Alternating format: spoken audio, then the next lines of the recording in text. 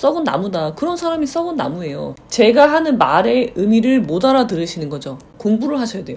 초딩이 아닐까 싶어요. 그리고 뒤에는 더 과간인데요. 사실 이런 정도의 글은요, 쓰면 안 돼요. 이 정도도 알아듣지 못하면 여러분 좀 심각해요. 왜 그러고 살아요? 내가 지금 무슨 말을 하고 있는지는 좀 알아야 될 것 같아요. 예, 여러분 안녕하십니까? 오늘은 즐거운 토요일입니다. 자, 오늘은 오랜만에 토요일날 영상을 찍는 기념으로 댓글 읽기 시간을 갖도록 하겠습니다. 댓글 읽기는요, 여러분 악플을 읽는 게 아니라 그냥 우리가 어떻게 글을 써야 되는지 변호사가 하는 작문 수업이라고 생각하시면 좋을 것 같아요. 우리가 말을 함부로 뱉을 수는 있는데 그것이 글로 드러난다? 그거는 굉장히 심각한 문제가 있는 거예요. 그래서 다른 사람들의 글쓰기를 보고 나는 어떻게 쓸 것인지 이런 걸 우리가 타산지석이라고 하죠. 자, 그런 의미에서 여러분들 한번 같이 저의 영상이 유익하지 않은 영상이 없지만 특별히 유익한 시간 댓글 읽기 함께 해보도록 하시겠습니다. 자, 첫 번째 댓글이에요. 이게 저의 가장 최근 영상인데요. 착한 사람의 사악함. 그 사람 나쁜 사람은 아니에요. 이 말은요, 제가 이혼 상담을 할 때, 결혼이나 이혼 상담을 할 때 많은 분들이 항상 단서를 다는 거예요. 그 사람이 나쁜 사람은 아닌데요. 제 배우자가, 제 애인이 나쁜 사람은 아니에요. 근데 나한테 나쁘게 행동을 하는 거죠. 많은 분들이 그렇게 생각을 하세요. 근데 제 생각은요, 그게 더 나쁜 거다. 나쁜 사람은 아니야. 악의가 없어. 자, 악의가 없다는 사람의 사악함. 악의가 없는 게 더 나쁘다고 말씀드렸죠. 악이라는 건 뭐예요? 고의잖아요. 내가 의도적으로 그렇게 한 거야. 그러면 이거는 고칠 수가 있어요. 근데 악의가 없어. 나는 얘를 때렸어. 예를 들어서 때렸는데 그게 옳고 그름조차 판단을 못 한다는 거예요. 그러니까 이렇게 되는 이유는 뭐냐면요, 습하기 때문이거든요. 어릴 때부터 보고 배운 걸 수도 있고요. 내 주변에 다 그런 사람들만 있어. 그러니까 나는 이게 잘못된 걸 몰라. 이게 내 몸에 익숙해져 있다는 게 사실 더 무서운 거거든요. 그래서 악의, 나쁜 의도를 가지고 한 것보다 악의가 없는 게 더 무서운 거다. 그런 사람은 뭐예요? 공자님이 이렇게 얘기하셨죠. 썩은 나무다. 그런 사람이 썩은 나무예요. 고칠 수가 없어요. 썩은 나무는 조각할 수 없고 똥이 섞인 흙으로 빚은 담장은 내가 손질할 수가 없다. 사실 그 사람의 내면이 좋은지 나쁜지조차 난 알 수가 없어요. 그럼 어떻게 버려야 돼요? 공자는 버립니다. 이제 그런 내용의 영상이었죠. 근데 자, 스파르탄이라는 분께서 이렇게 얘기하셨어요. 악의를 갖고 하는 게 더 노답이지 뭔 소리 하는지. 그러니까 이분은 제가 하는 말의 의미를 못 알아들으시는 거죠. 제가 그렇게 쉽게 풀어서 이 영상이 한 8분 정도 될 거예요. 8분 동안 이 말을 풀어서 잘게 썰어서 혹시나 여러분들이 체할까 염려하는 마음에 큰 덩어리 없이 먹는 것도 귀찮아 하실까봐 제가 이렇게 떠서 직접 먹여드린 영상이었는데 이해를 못 하신다는 거죠. 제가 이 영상의 수준은 영상 시청 연령은 권장 연령은 한 12세 정도에 맞췄다고 저는 생각해요. 왜냐면 저희 아이들도 보고 이해를 하니까. 근데 이해를 못 하신다고 하니까 뭔 소리인지 모르겠다는 거잖아요. 그러니까 뭐예요? 아마 이분은 초딩이 아닐까 싶어요. 초딩도 이제 초딩 저학년이신 것 같아요. 그리고 뒤에는 더 과간인데요. 이래서 이혼녀는 답이 없음. 이 말 있잖아요. 그러니까 이분은 제가 이혼녀라는 것에 꽂혀 있는 거예요. 그래서 이혼녀가 하는 말은 노답이야 라고 가는 거예요. 근데 저는 이혼녀이기도 하지만 변호사이기도 하죠. 이거는 이분은 알고 싶지 않은 거예요. 제가 갖고 있는 여러 가지 타이틀 있죠.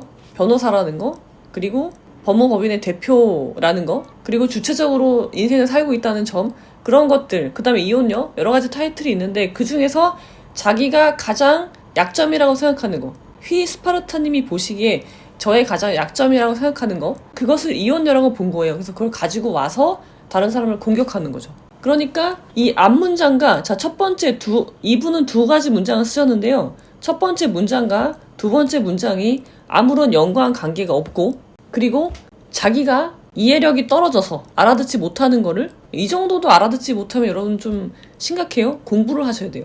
그러면은 나의 무식함을 공부를 해야지 라고 생각하지 않고 어떻게 해요? 나의 무식함조차 네 탓이라고 하는 거예요. 근데 네 탓인데 왜? 네가 잘 설명을 못해서가 아니라 뭐예요? 네가 이혼녀라서 내가 이해를 못하는 거야 라는 말이거든요. 사실 이런 정도의 글은요, 쓰면 안 돼요. 말로 뱉을 수는 있어요. 제가 누누이 말씀드리잖아요. 말로 욕을 할 수는 있어요. 그거는 나도 말은 튀어나오는 거니까 공자님이 이렇게 얘기하셨죠. 말이라는 건요, 내 필에 말이 끄는 속도보다 더 빠르다고 했어요. 그러니까 내가 생각하는 것보다 말이 먼저 튀어나올 수는 있어요. 그런 사람일수록 소인이죠. 공자가 볼 때 소인. 내가 말의 속도가 빠르지만 그것을 제어할 수 있는 사람이 군자인 거죠. 근데 이분은 제어를 못해요. 제어를 못한다 쳐요. 뭐 그럴 수 있어요. 초등학생들은 제어를 못하니까. 근데 그걸 글로 쓴다. 이거 여러분, 글로 쓴다는 건요, 생각을 정리하는 거잖아요.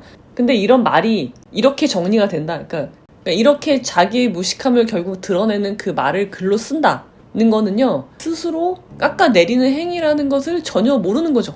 그러니까 내가 이 글을 쓰는 의미도 모르고 무슨 말인지도 모르고 문장을 2개나 썼는데 앞뒤가 연관도 안 되고 결국은 나의 무식함을 그냥 드러내는 이런 식의 글을 쓰시면 여러분 매우 곤란해요.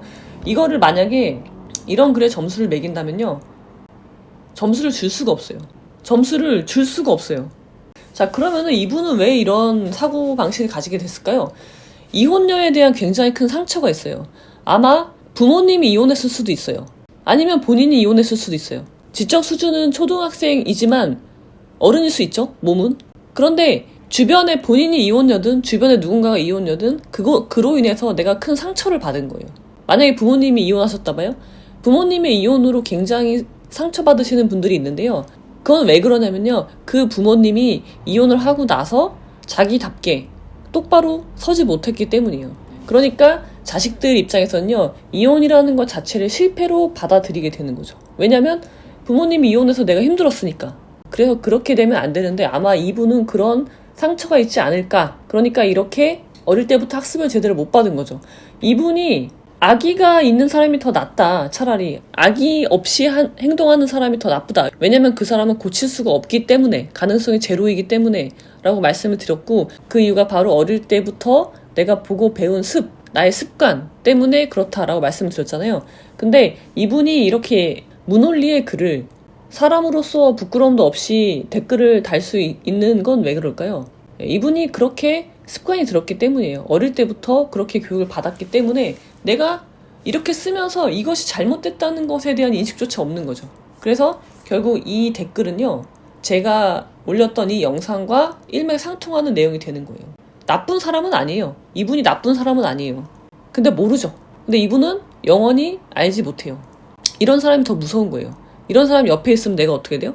나는 계속 이 사람의 영향을 받아서 나도 결국은 이런 사람의 등급까지 내려가게 되는 거예요. 내가 얘를 올릴 수 있는 게 아니라 얘처럼 내려가게 되는 거죠. 그래서 우리가 주변에 항상 좋은 사람을 둬야 되는 이유가 되는 거예요. 인간의 구등급을 분류하는 이유는 여기 있다는 점을 말씀드리고, 자, 다음. 자, 이것도 똑같은 영상인데요. 자, 이런 댓글이 달렸어요. 그런데요, 남자만 그럴까요? 이 질문 있잖아요. 아니, 물론 남자만 그런 게 아니라 여자도 그래요. 제가 사람의 이야기를 하고 있잖아요. 근데 꼭 이거를 편을 꼭 가르시는 분들이 있어요. 제가 남자 예를 들면은 남자만 그러냐? 라고 하고, 여성의 예를 들면은 뭐 여자만 그러냐? 그런 식으로 얘기를 하세요. 그러니까 제발 이런 남자 여자의 문제가 아니라 저는 사람에 대한 이야기를 하는 거예요. 그러니까 여러분들이 내용을 좀 들으시면 좋겠어요. 그 사례에 나오는 성별이 남자냐 여자냐에 꽂혀서 편가르기 하지 마시고요. 내용을 보고 누구에게나 발생할 수 있는 일이라고 말씀을 드리는 거예요. 그 다음에, 자, 결혼한 전 여친은 왜 나한테 연락을 했을까? 이런 사람 많이 있습니다, 여러분. 여기서 내가 혹하면 어떻게 되는 거예요? 그게 바로 불륜이 되는 겁니다. 자, 페미이신가요? 페미 보면 짖는 개예요, 이 아이디가. 그러니까 저를 보고 페미이신가요? 라고 하고 짖으시는 것 같아요. 여자가 머리가 왜 그래요? 여자답게 좀 하시지. 가뜩이나 민감한 시기에 뭔 말인지 전혀 모르겠는데요. 민감한 시기인가요? 전혀 알 수가 없어요. 무슨 암호를 해독하는 정도의 말이어서 사실 분석하기가 굉장히 어려운데 그냥 그래요. 이런 댓글을 보면요, 아, 정말 사람을 가려서 사귀어야 되겠구나. 여러분 그런 걸 느끼지 않으시나요? 그러니까 이분이 볼 때 제가 너무 멋있는 거예요. 머리가 짧은데 멋있는 사람을 보니까 배가 아픈 거죠. 자, 그리고 최태원, 노소영 이 부부 세기의 이혼에 대한 영상이었죠. 현대판 축출이혼, 쫓겨내는 거죠. 불륜과 재산 분할에 대한 어른들은 필독을 하셔라 라는 영상이었는데, 여기에 이분이 이제 남자답게 책임지고 정면 돌파, 최태원 회장님 멋지십니다. 뭘 책임졌죠? 불륜녀에 대한 책임은 졌겠죠. 불륜녀와 그 혼외자에 대한 책임은 지신 것 같아요. 근데 그 본처, 이제 법률상 배우자에 대해서는 어떤 책임을 졌죠? 모르겠는데. 그러니까 내가 지금 무슨 말을 하고 있는지는 좀 알아야 될 것 같아요. 글로 쓰는 거잖아요. 최소한. 말로 내뱉는 게 아니라. 자, 그 다음에 제가 부부관계가 무너지는 과정, 행복한 결혼 생활을 하고 싶으면 꼭 보세요 라는 영상인데요. 이거 굉장히 여러분 꼭 이 영상을 보세요. 이게 부부관계뿐만이 아니라 관계가 무너지는, 그러니까 대등해야 되는 관계 있죠. 뭐 친구일 수도 있고 부부일 수도 있고 애인일 수도 있는데 그런 관계가 무너지는 과정에 대해서 제가 촌철살인을 해놓은 영상인데요. 그걸 보시고 이분이 이렇게 얘기를 하시네요. 좀 자세히 들어보니 이혼하라고 가스라이팅 하는 것 같아요. 기본 제목도 그렇고 물론 그런 사람들만 들어와 있으면 이혼 소송 선임에 매우 유리하겠습니다. 자, 이혼하라고 가스라이팅 하는 거다. 자, 여러분 가스라이팅이라고 자주 말씀을 하시는데요. 여러분의 인생은, 자, Y로고스님인가요? Y로고스님의 인생은요, Y로고스님이 결정하는 거예요. 그죠? 가스라이팅이란 말은 뭐냐면요, 나는 그렇게 할 생각이 없었는데 너 때문에 이렇게 했으니까 네가 책임져잖아요. 그러니까 굉장히 무책임한 행동을 하는 거죠. 그럼 이분은 누가 이렇게 조언을 하면, 조언도 아니죠. 조언한 게 아니에요. 관계가 무너지는 과정을 설명한 거예요. 근데 그걸 보고 만약에 Y로고스님이 결혼하셨다면 배우자랑 그런 관계야? 제가 말씀드린 대로 대등하지 못한 관계를 이루고 있어. 그렇게 느꼈다면 그 결과가 이혼인 거지, 제가 말을 해서 두 분의 관계가 무너진 거예요? 아니잖아요. 그러니까 Y로고스님은 본인이 배우자랑 그렇게 대등한 관계를 형성하지 못하고 있으면요, 해결책을 찾으세요. 두 분의 관계이란 말이에요. 제가 두 분의 관계가 지금 대등하지 못하다, 그건 문제다 라고 말씀을 드리는 것 자체에 꽂혀서 다른 사람을 욕하지 말고요, 가스라이팅이다 어쩐다라고 욕을 하지 말고 제가 설명드린 방법으로 두 분의 관계를 체크해보란 말이에요. 그래서 문제가 있다고 지금 느끼신 거잖아요. 그러니까 이혼이라는 해결책 중에 하나가 이혼이 되니까 이혼하라고 지금 가스라이팅 하는 거야? 라는 비논리적인 이야기를 하는 거잖아요. 여러분들의 부부관계, 옆에 있는 사람과 관계를 체크해서, 부부관계를 체크해서 저는 그 체크하는 도구를 알려드린 거죠. 문제가 있으면 질끈 감지 말고 그 문제를 해결하는 게 싫어, 무서워. 그렇다고 해서 문제를 해결하지 않기로 결정하는 것도 여러분이 선택한 거고요. 그것도 나중에 가스라이팅 당했다고 하실 거예요. 이런 분들은요, Y로고스 같은 분은요, 뭘 선택해도 가스라이팅 당했다고 해요. 병원에 가서 의사가 이건 수술해야 돼요, 이렇게 치료해야 돼요. 그러면은 나 가스라이팅 당했어, 나 치료하기 싫었는데 제가 치료하라고 해서 했어. 그리고 의사한테 가스라이팅 당했다고 하겠죠. 그리고 의사가 해주는 말을 뭐라고 해요? 나를 수술하기 위해서 돈 벌려고 이렇게 얘기하는 거구나 라고 얘기하시겠죠. 그러니까 이런 분들은요, 문제를 해결하지 않는 사람들, 문제가 있는 걸 알아, 고통받고 있어, 고통스러워 죽겠어, 그렇지만 문제를 해결할 생각이 없는 사람들이에요. 그리고 어떤 선택을 하던 간에 문제를 해결하기로 선택하던 해결하지 않기로 선택을 하건 뭐예요? 나중에 시간이 지나면 다 가스라이팅 당했다고 얘기하실 분인 거죠. 그래서 이런 사람하고도 관계를 맺으면 좋지 않겠죠. 자, 그렇습니다 여러분. 여기까지 댓글 읽기를 하도록 하고요. 제가 드리고 싶은 말씀은 그거예요. 댓글 읽기라는 거는 글을 쓰는 법이라기보다도 어떻게 하면 글을 잘 쓸 것인가. 적어도 내가 글이라는 거는 남잖아요. 지금 여기 댓글에 다 남았잖아요.